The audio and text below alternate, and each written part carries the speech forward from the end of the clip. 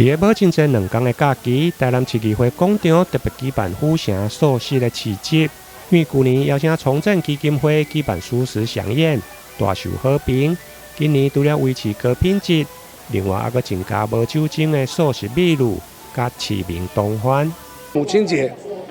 今天特别的邀请了重振基金会来这边办这个减碳素食的这个活动，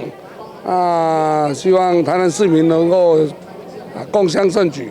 那这边所有的间隔距离、隔离板，都遵照中央疫情指挥中心的指示来办理。现场包括灯光、镭射、水舞，现场环境，还有从台中聘请来的国乐团，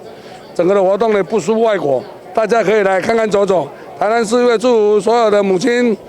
节快乐。2天的活动，除了有将近40担的素食单位，主办单位伫个舞台区，佮精心安排表演，有重振国乐团、加美都乐团的演唱，陪伴所有的市民甲妈妈度过一个欢乐的母亲节。台南新闻引根采访报道。